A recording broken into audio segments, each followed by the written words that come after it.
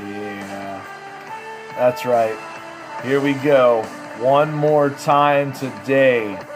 Got the bonus track coming out here on the Dr. Quack podcast. Just want to do this here because one of my friends, they suggested to me a topic, and I was like, you know what? I can do this. So today's episode is going to be the top 10 all-time favorite TV dads. Because, without dads on television, I'm telling you, some of us wouldn't know how to raise our kids. Well, some of them did a good job and some of them didn't.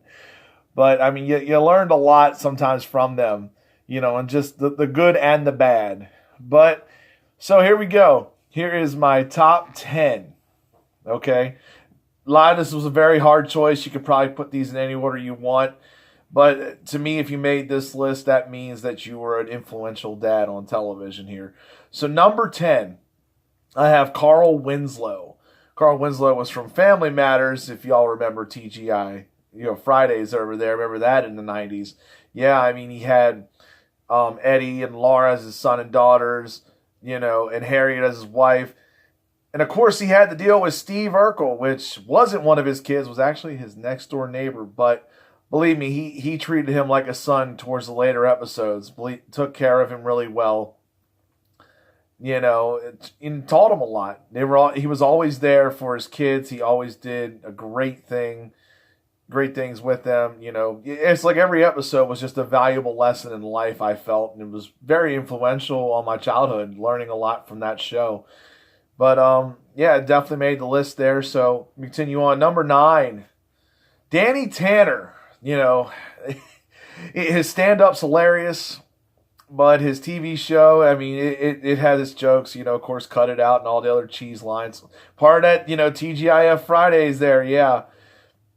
He had 3 daughters, lost his wife, had Uncle Joey move in, and Jesse there, his, brother over there from marriage. So he had all that. He balanced everything. Had the, working job, working on television, and still was there for his kids. Still did a good job with that.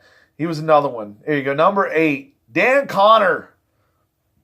Dan Connor was awesome, in my opinion. That he had to deal with Roseanne, of course, and that was just always the funniest moments when them two were going at it. He'd always have good, one-punch lines there, good comebacks. And it was almost real, resembled real life as far as, modern, suburban, families. That's so much it was. The hardworking man, trying to make ends meet and take care of his kids. So I felt like, he definitely made the list here. Number 7, Mike Brady.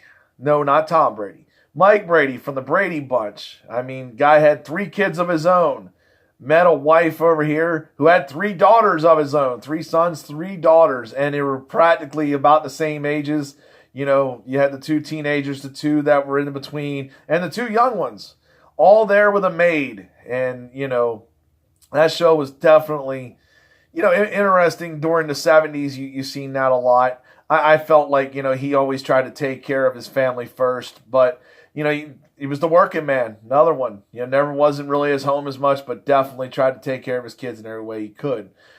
And here we go. Number 6, Cliff Huxtable. What can I say? Bill Cosby, man. The Cosby Show represented back in the days how you had the strong working family there, playing the doctor, having to raise kids, and they had a lot of questions. That show was more family oriented in comparison to some, especially later on down the line.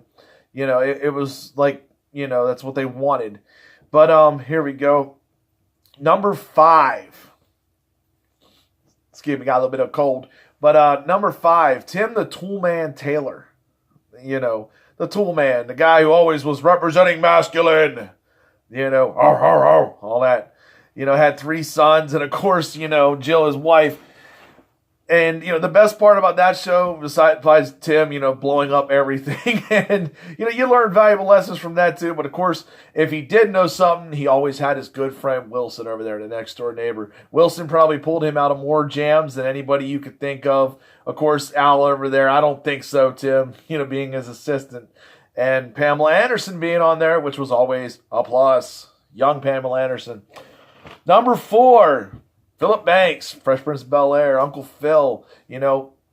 Carlton was his son, but yet, he was Uncle Phil, of course, to Will Smith over there.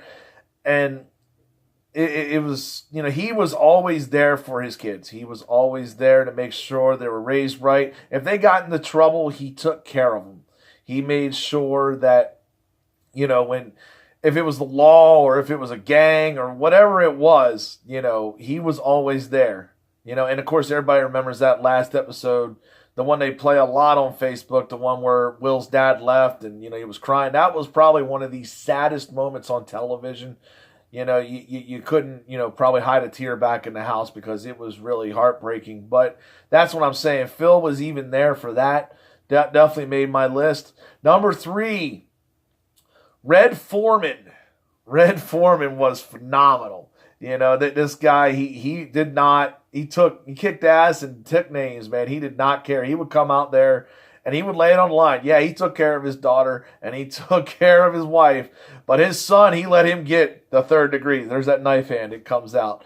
Yeah, back when he was in Korea. I mean, he was a true badass, a legitimate dude. He was awesome to watch. Number 2, Al Bundy. Yeah, everybody goes, why Al Bundy? Al Bundy wasn't a good father, but yet he was in some respects. I mean, he really was because, yes, he would totally, crack on everybody in the entire family, wife, kids, Peggy, Kelly, and Bud, all of them right there. He would totally crack on them, which would be totally hilarious. But yet, if somebody messed with his family, he was there to whoop some ass. He did not play around. He would beat you down. I mean, one of his best quotes, "Let's rock." He would come out there and he'd be ready to fight. I mean, the dude was a working man. Dude was working selling women's shoes. So, I mean, it wasn't the greatest job in the world, but he did it, And, of course, just like most dads, we lived back in our high school days. 4 touchdowns in a single game. Yeah, that's why Al Bundy was really awesome there. And my number 1, and the reason why I picked this guy as my number 1, is because he was my favorite dad on television. He reminded me a lot of my own dad, and he was a legitimate badass. And that would be James Evans, from Good Times. James Evans, did not mess around. I mean, having to deal with JJ, he would light his ass up quick, very quick. And he had Florida always commenting down like, James, So, I mean, James would go out there and his family was struggling. He'd find a job. If he lost a job, he'd go out and get another job. He'd be hustling pool. He'd do whatever it takes to make sure his family was taken care of, man. I mean, out in the suburbs, man. I mean, not the suburbs, but the city. He definitely took care of business, did not mess around. Well, this is my top 10 list of famous TV dads. Thank you for the man who suggested it, but there it is. So if you can, like my channel, give me a plug. If you want to, share it. Let me know what your thoughts are. If you have a little bit of different feeling on this. If you'd like me to talk about something else, let me know. All right, folks, thank you so much for tuning in.